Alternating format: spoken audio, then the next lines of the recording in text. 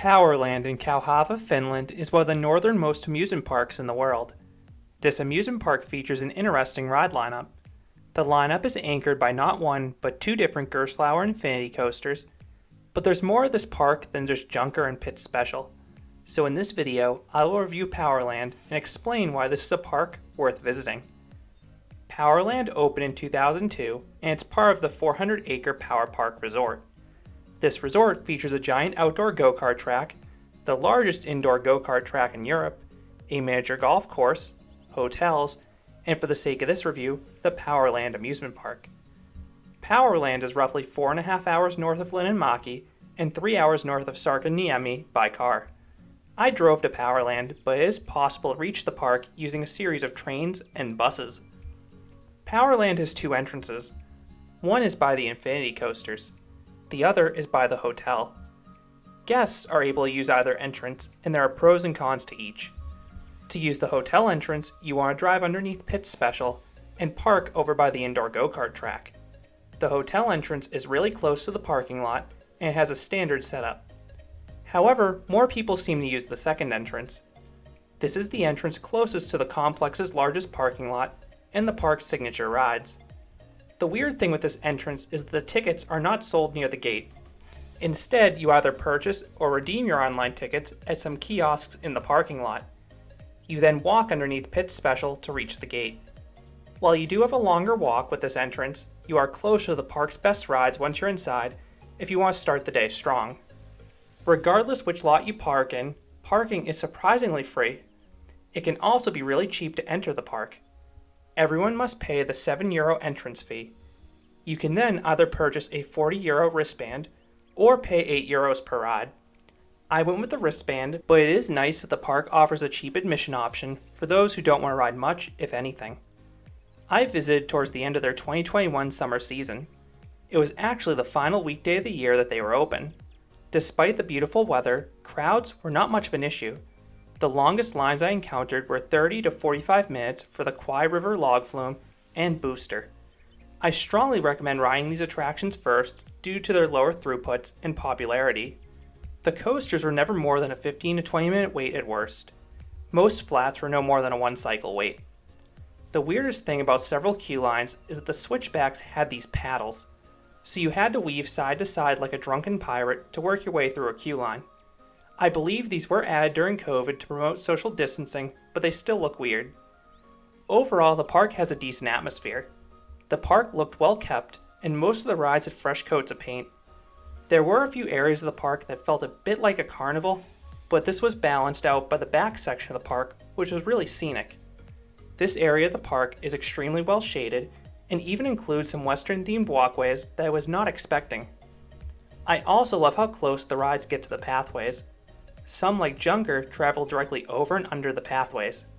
This adds a lot of kinetic energy as you're navigating the midways. The music played at this park is also quite different. Unlike most parks that blast mainstream pop music, PowerLand only plays music licensed to Creative Commons. And you can actually submit your own music if you want the park to play it and feature it at the park. I can't think of another park that does that. The staff at this park is pretty good too. They were fairly friendly, and they loaded rides very quickly. The best examples of this were on the two Infinity coasters, where the crews would often have the next train ready to go as the prior one hit the brake run. PowerLand has an interesting ride lineup. You have 7 roller coasters, there's 1 elite coaster, and then an okay but diverse supporting cast. The star is easily Junker, the launched Gerstlauer Infinity coaster. I have a separate review going into more detail, but this is one of the most underrated launch coasters in the world. The initial launch is powerful, and the rest of the layout is great too. You have several moments of ejector airtime and hang time, and you're usually getting wicked lateral simultaneously. Plus, the transitions on this coaster are super compact, so you get some strong positive Gs in between elements. The other Infinity coaster is weird. When Pit Special was being built, many thought it was an extension of Junker, but it wasn't. PowerLand just decided to build a second Gerstlauer Infinity coaster with the exact same paint scheme, exact same theme, and put it right next to Junker. Aesthetically, it was an odd choice, but it does create a unique skyline as you approach the park, and see what looks like one giant coaster. While Pit's Special is the park's tallest coaster, it's an uneven experience. The almost vertical first drop gives some good airtime, as does the speed hill, but the coaster crawls through much of its course. Many elements feel too tall or elongated for their own good. I have a separate review that goes into more detail, but this is a confusing coaster. Thunderbird was the first GCI built in Europe, and it was the coaster that was cloned for American Thunder at Six Flags St. Louis. This wood coaster is smooth, but it doesn't offer as much airtime as you'd think given the layout. American Thunder ran noticeably slower in 2020 than usual, and Thunderbird felt even slower than this. The ride has some decent airtime in the start, but the second half fizzles out. I also touch on this in a separate review. Cobra is one of the smoother boomerangs. It's one of the newer ones, and it features a newer generation train from Vekoma. That makes it easier to enjoy the intense barrage of inversions. Neo's Twister is a dreaded Fabry spinning mouse. This one made some questionable noises, but the ride was smoother than expected.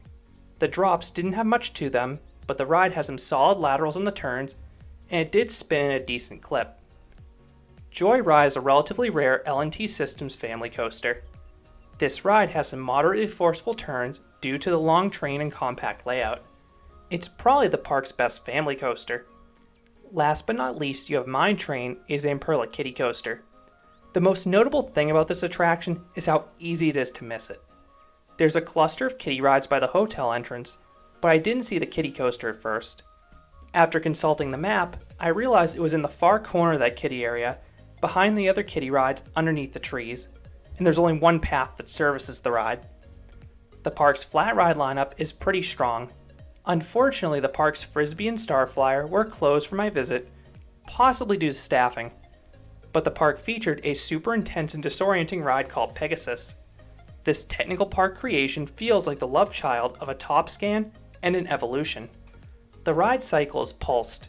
The ride slowly meanders for most of it, but has these two wild bursts where you flip and rock uncontrollably. I have no clue what this ride was doing to my body, but I enjoyed it. It was a disorienting blur of sustained hang time, abrupt rocking, and positive G's. I've never seen this type of ride elsewhere, but it was very intense. Booster is another intense flat. This ride piles on the positive G's and the downswings, and has several wild and well-timed flips. And it's rare to find a park where this ride isn't an upcharge. The final notable flat ride is Dragon Tower, a 246-foot or 75-meter tall drop tower. This Moser Rides drop tower offers great views of both PowerLand and the PowerPark complex, because you spin on the way up. I know a lot of people aren't fans of Mock Tower at Busch Gardens Williamsburg, but I actually enjoy that drop tower, and this one rides similarly. You float the whole way down. The other neat thing with Dragon Tower is that the park offers two ride programs. The first is your standard drop tower experience. The second is an observation mode where you slowly rise up and down the tower. The park had a separate queue line for each experience, but far more people queued up for the drop tower side. The park also has a deep collection of spinning rides scattered throughout the park. For kiddie rides, you have a large cluster by the hotel entrance, and then you have a smaller cluster by Neo's Twister on the opposite side of the park. And there were two bizarre rides I wanted to highlight. The first was Tagage, which looked like a spinning ball pit. The second was Carita. This was a kid-friendly mechanical bull ride. These are two rides I doubt would ever see in America because there were no restraints and you could easily get hurt if you weren't paying attention. Even though I visited on a cooler day, the Kwai River log flume still had the longest line in the park. This is a newer log flume from Interlink, and the most interesting thing about this flume is the initial drop sequence. You travel down this small drop, and instead of hitting a splashdown, you glide down the straightaway, and you whip around an unbanked turn, getting some really rare laterals on a log flume. You then head down another small drop before finally hitting a splashdown. The main drop is more conventional, but it's still fairly tall and offers an itty-bitty pop of airtime. This flume isn't a major soaker, which is probably a good thing considering this park's climate. The only other water ride is the Real Snacks Jet Ski, which is one of those rare zero water whip rides that you often see at the Legoland parks. You also have a dark ride in the Devil's Mine Hotel. I love the facade in this attraction. It even includes an animatronic. The ride itself is an okay shooting dark ride. It's rather slow and screechy, but it does have animatronics instead of 2D cutouts. Not all the targets work, I'd say 2/3 to 3/4 of the targets were active, but it is a nice change of pace from the rest of the park. One quirk with this one is that you're capped on the number of shots you're allowed to take, so you can't just blindly fire like you do in the other shooting dark rides. You sort of have to time when you want to fire. Last but not least, you have a construction-themed funhouse. There are 2 stories of floor gags, plus you have a convincing vortex tunnel and a spiral slide finale. There are better funhouses in Europe, but this is far better than most you can find in the United States. Moving on to the food, I didn't get any meals at the park itself. I did get a burger at the hotel once the park closed, and to be honest, it wasn't great. I thought it was really overpriced and not particularly tasty. I did stay at that hotel the night after I visited the park because I was fearful I'd be jet lagged. The hotel didn't have any perks outside being near the main entrance, but it was reasonably priced and quiet. So do I recommend PowerLand? I think this is a must if you're in Finland. The amusement park has a unique collection of coasters and non-coasters, highlighted by Junker. That coaster was shockingly good, and I spent a large chunk of my day riding that coaster.